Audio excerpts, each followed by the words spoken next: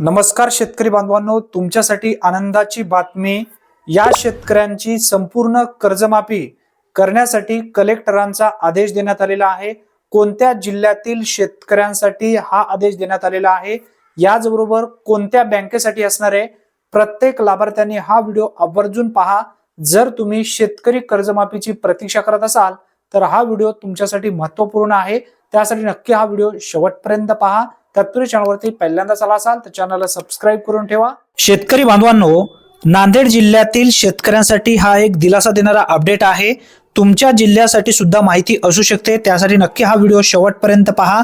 काय अटी आहेत यामध्ये देण्यात आलेल्या त्या सर्व समजून घेणं गरजेचं आहे। नांदेड जिल्ह्यातील भूविकास बँकेच्या 5106 कर्जदार शेतकऱ्यांचे कर्जमाफ इथं दिनांक 4 फेब्रुवारी 2026 रोजी ही माहिती देण्यात आली आहे।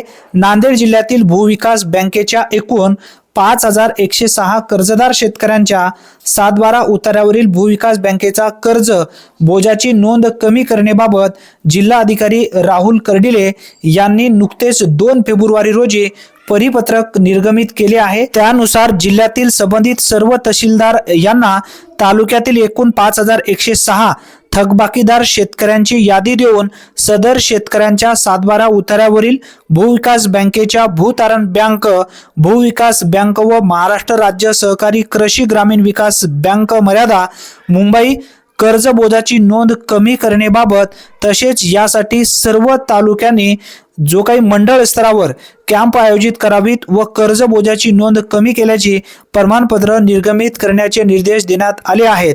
नांदेड जिल्ह्यातील सहकारी ग्रामीण कृषी ग्रामीण बहुउद्देशीय बँक, भूविकास बँक त्याला आपण म्हणू, नांदेड या बँकेची दिनांक 8 मार्च 2025 रोजीच्या आदेशान्वये नोंदणी रद्द झाली असून महाराष्ट्र राज्यांच्या माध्यमातून दिनांक 9 नोव्हेंबर 2022 रोजी राज्यातील सर्व महाराष्ट्र राज्य सहकारी कृषी ग्रामीण बहुउद्देशीय विकास बँका मर्यादित मुंबई म्हणजे सिकर भूविकास बँक, जिल्हा सहकारी कृषी ग्रामीण बहुउद्देशीय विकास बँकेचे व कर्ज घेतलेल्या शेतकऱ्यांची संपूर्ण कर्जमाफी पूर्णपणे माफ झाली आहे असा उल्लेख या ठिकाणी करण्यात आलेला आहे।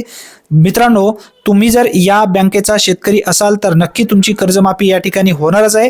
भूधारण बँका, भूविकास बँक व महाराष्ट्र राज्य सहकारी कृषी ग्रामीण विकास बँक मर्यादा मुंबई या बँकेचे सभासद असलेल्या शेतकऱ्यांना आवाहन करण्यात आले आहे की याबाबत आपले संबंधित सहाय्यक ग्राम महसूल अधिकारी, तलाठी, महसूल विभागाची समन्वय साधून आपल्या 7/12 भूतारण भूविकास बँक व बँक महाराष्ट्र राज्य सहकारी कृषी ग्रामीण विकास बँक मर्यादा मुंबई या नावाने असलेल्या बँकेचा कर्ज बोजा नोंद कमी केल्याची खात्री करावी।